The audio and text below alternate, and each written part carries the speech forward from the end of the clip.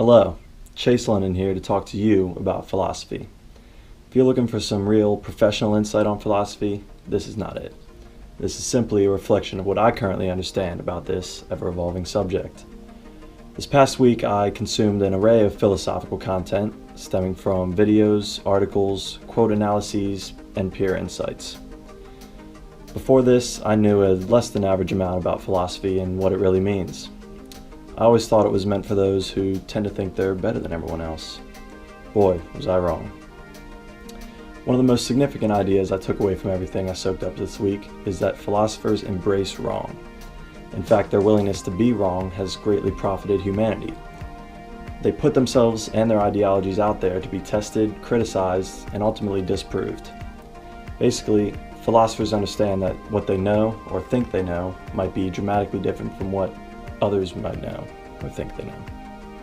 Wisest is the man who knows he knows nothing. Recognize that quote? No? That's understandable. It's pretty old. It's Socrates, a man credited as one of the founders of Western philosophy. A really, really smart dude. Yet he fully committed to the idea that he knows nothing. What does that mean for the rest of us non-philosophical average Joes? If the wisest knows nothing, we must know less than nothing. Granted, technological advances over the last 200 years have granted us a much more accessible omnibus of knowledge.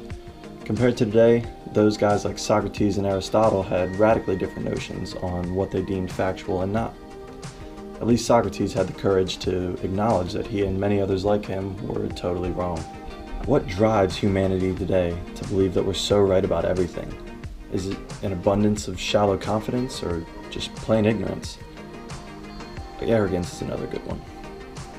As humans, it's in our nature to be wrong, to make mistakes on a daily basis. However, there are those who choose not to learn from their mistakes. They don't reflect on what they did wrong. Some get so caught up in their own ego that they physically cannot admit that they were wrong. This has caused an enormous amount of trouble in the history of the world. In one of the videos I watched called "You Have No Idea How Wrong You Are," the speaker discusses this issue.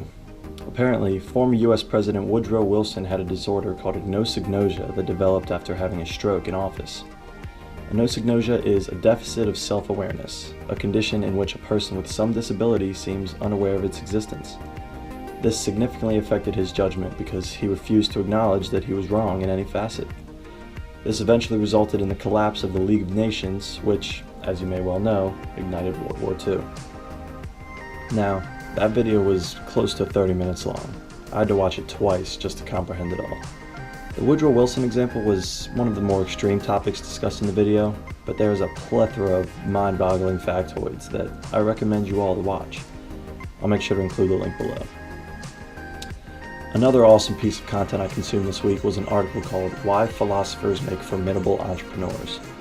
The author lists some well-known entrepreneurs who studied philosophy in college, then dives into some hypotheses on how philosophy training makes entrepreneurs so formidable. In shortened terms, philosophers seek to structure the world. They are deeply analytical, they strive to find deeper truths, they like to argue, and they aren't afraid of risks. I never realized how closely philosophy and entrepreneurship really were until now. Those who think more critically and question the things that nobody thinks to question are the most successful. That is truly valuable to me.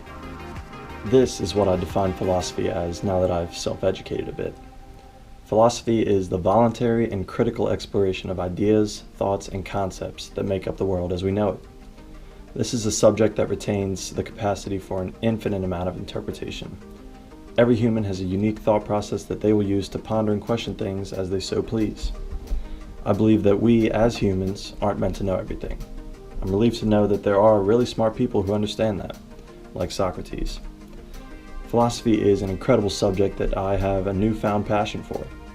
It compels us to go beyond the standard way of thinking, thus increasing our personal knowledge, self-worth, and value. I'm excited to dive deeper into all of this and take my place among the great thinkers of the world.